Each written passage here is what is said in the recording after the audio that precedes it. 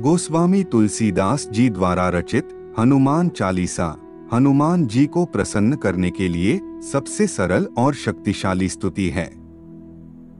हनुमान चालीसा की अनेक चौपाइयों में हमारी हर समस्याओं का समाधान भी छिपा हुआ है। इन चौपाइयों का प्रत्येक व्यक्ति के जीवन में महत्वपूर्ण योगदान है। भगवान राम के प्रिय भक्त हनुमान जी को अष्ट सिद्धि और 9 निधि के दाता के रूप में जाना जाता है। हनुमान चालीसा की एक चौपाई भी है। अष्ट सिद्धि नव निधि के दाता असवर दीन जानकी माता, अर्थात हनुमान जी की भक्ति से व्यक्ति के जीवन में 8 प्रकार की सिद्धियां और 9 प्रकार की निधियां साकार हो जाती है। लेकिन क्या आप जानते हैं कि ये अष्ट सिद्धि और नव निधियां क्या हैं? अगर आपको नहीं पता तो वीडियो को अंत तक देखें। कृपया वीडियो को शेयर करें व चैनल को सब्सक्राइब करें। अधिक समय न लेते हुए आरंभ करते हैं।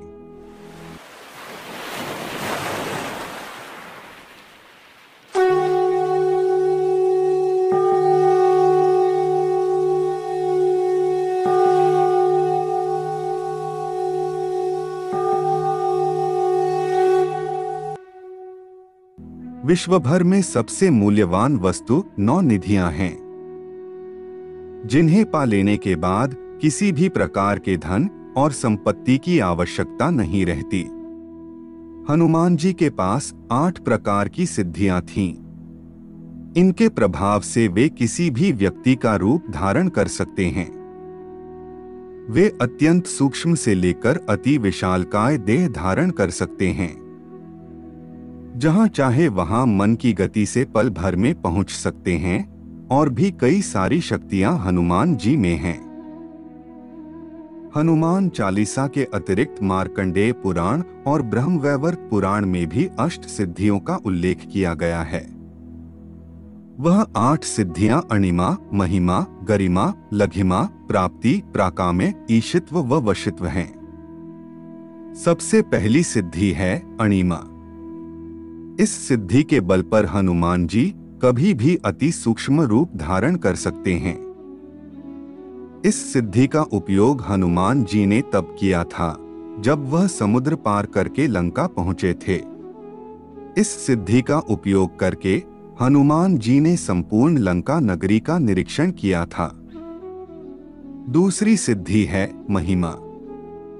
इस सिद्धि के बल पर हनुमान जी ने कई बार विशाल रूप धारण किया है।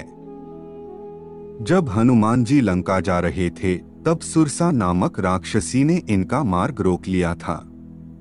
उस समय सुरसा को परास्त करने के लिए उन्होंने स्वयं का रूप 100 योजन तक बड़ा कर लिया था। इसके अतिरिक्त हनुमान जी ने कई बार विशाल रूप धारण किया है। तीसरी सिद्धि है गरिमा। इस सिद्धि की मदद से हनुमान जी स्वयं का भार किसी विशाल पर्वत के समान कर सकते हैं। इसका उपयोग हनुमान जी ने महाभारत काल में भीम के समक्ष किया था। एक समय में भीम को अपने बल पर घमंड हो गया था। उस घमंड को तोड़ने के लिए हनुमान जी एक वृद्ध वानर रूप धारण कर मार्ग में अपनी पूंछ फैलाकर बैठे हुए थे। तब भीम ने देखा कि एक वृद्ध वानर की पूंछ मार्ग में पड़ी हुई है। फिर भीम ने वृद्ध वानर से कहा कि आप अपनी पूंछ बीच मार्ग से हटा लें। तब वृद्ध वानर ने कहा कि मैं वृद्धावस्था के कारण अपनी पूंछ उठा नहीं सकता, आप स्वयं हटा दीजिए। इसके बाद भीम पूंछ हटाने लगे, परंतु पूंछ टस से मस नहीं हुई। भीम ने पूरी शक्ति का उपयोग किया, लेकिन सफलता नहीं मिली। इससे उनका घमंड चूर चूर हो गया। चौथी सिद्धि है लघिमा। इस सिद्धि से हनुमान जी स्वयं का भार बिल्कुल हल्का कर सकते हैं और पल भर में वे कहीं भी आ जा सकते हैं। जब हनुमान जी अशोक वाटिका में पहुंचे तब वे अणिमा और लघिमा सिद्धि के बल पर सूक्ष्म रूप धारण करके अशोक वृक्ष के पत्तों में छिपे थे।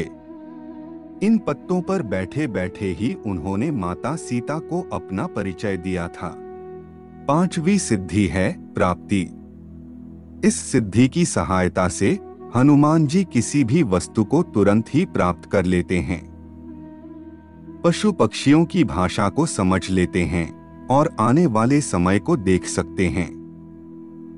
रामायण में इस सिद्धि के उपयोग से हनुमान जी ने सीता माता की खोज करते समय कई पशु पक्षियों से चर्चा की थी और माता सीता को अशोक वाटिका में खोज लिया था।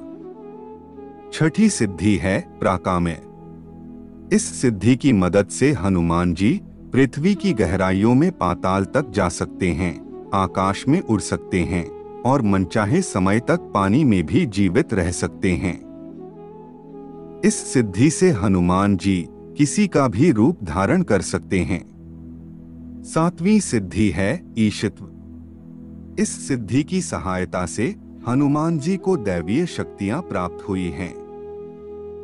ईशित्व सिद्धि के प्रभाव से हनुमान जी ने वानर सेना का कुशल नेतृत्व किया था। इस सिद्धि के कारण ही उन्होंने सभी वानरों पर श्रेष्ठ नियंत्रण रखा था। साथ ही इस सिद्धि से हनुमान जी सेना में घायल हुए सैनिकों को भी पल भर में ठीक कर देते थे। अष्ट सिद्धियों में से अब आखिरी सिद्धि है वशित्व। इस सिद्धि के प्रभाव से हनुमान जी जितेंद्रिय हैं और मन पर नियंत्रण रखते हैं। वशित्व सिद्धि से हनुमान जी किसी को भी अपने वश में कर सकते हैं। इसी के प्रभाव से हनुमान जी अतुलित बल के धाम हैं। यह हनुमान जी की 8 सिद्धियां थी। अब हम आपको उनकी 9 निधियों के संदर्भ में बताएंगे। यह 9 निधियां हर किसी के जीवन में कार्य करती हैं। 9 निधियां इस प्रकार हैं: पद्म निधि, महापद्म निधि, नील निधि, मुकुंद निधि, नंद निधि, मकर निधि, कच्छप निधि, शंख निधि और खर्व निधि।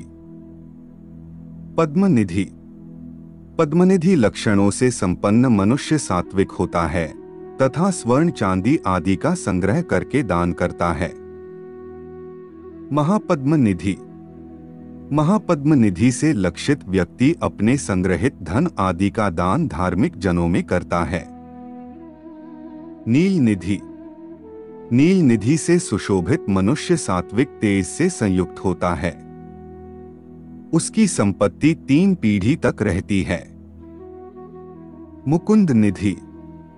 मुकुंद निधि से लक्षित मनुष्य रजोगुण संपन्न होता है और वह राज्य संग्रह में लगा रहता है।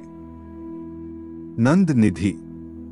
नंदनिधि युक्त व्यक्ति राजस और तामस गुणों वाला होता है और वही कुल का आधार होता है। मकर निधि। मकर निधि संपन्न पुरुष अस्त्रों का संग्रह करने वाला होता है। कच्छप निधि। कच्छप निधि लक्षित व्यक्ति तामस गुण वाला होता है। वह अपनी संपत्ति का स्वयं उपभोग करता है। शंख निधि।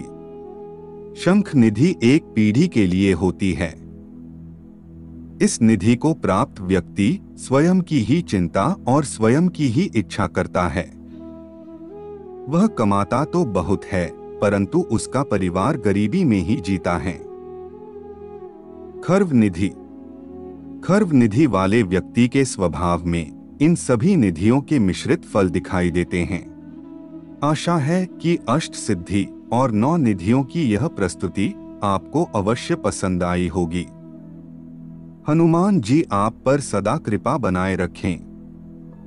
मिलते हैं हमारी एक और ज्ञानवर्धक प्रस्तुति के साथ। तब तक के लिए जय जय श्री राम।